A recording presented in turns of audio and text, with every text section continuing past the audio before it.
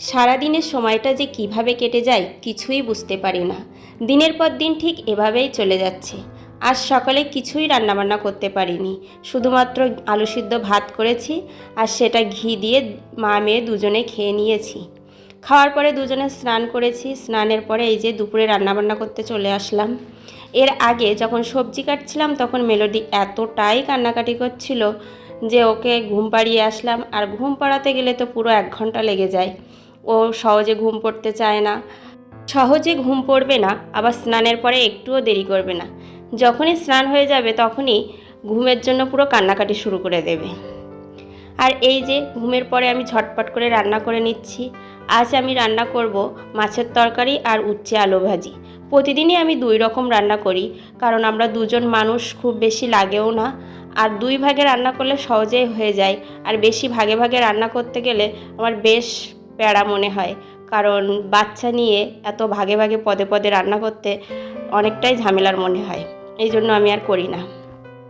আর আজ বাজার থেকে জ্যান্ত মাছ নিয়ে এসছে, আর যখনই জ্যান্ত মাছ নিয়ে আসে তখনই বলে ওটা ভেজে না রান্না করে কাঁচাই রান্না করতে, কারণ কাঁচা মাছে অনেক পুষ্টিগুণ থাকে আর মাছটা ভাজা করলে পুষ্টিগুণ অনেকটাই কমে যায়।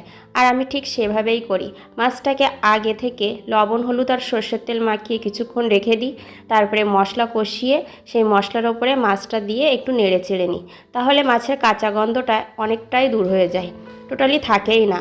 আর এইভাবে রান্না করলে মাছের টেস্টটা সম্পূর্ণ অন্যরকম লাগে আর খেতেও বেশ মজা হয়।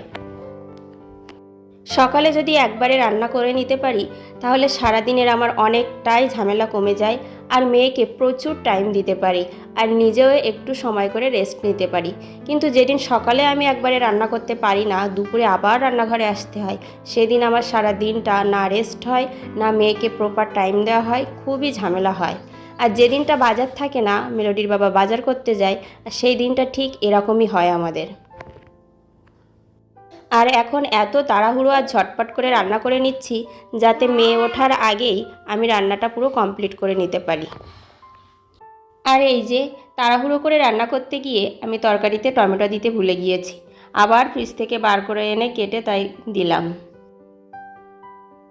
আর এখন আমি লবণ হলুদ আর সর্ষের তেল দিয়ে মাখানো সেই মাছগুলো মশলা কষানোর ওপর দিয়ে দিচ্ছি। এবার হালকা নেড়ে ছেড়ে তারপরে জল ঢেলে দেবো। আর ওইদিকে আমি উচ্ছে আলু পেঁয়াজ একসাথে ভাজি করতে দিয়েছি। এদিকে মাছ রান্না করতে করতে ওদিকে ভাজিটাও হয়ে গেছে একসাথে, আর এই ভাজিটা বেশ দারুণ লাগে। আর এইদিকে উঠে গেছে আমার মেলোডি মা। তার পাশে যদি আমি না ঘুমাই কিছুক্ষণের মধ্যেই সে উঠে যায়, ওই 20-25 মিনিট ঘুমায়, তারপরে উঠে যায়।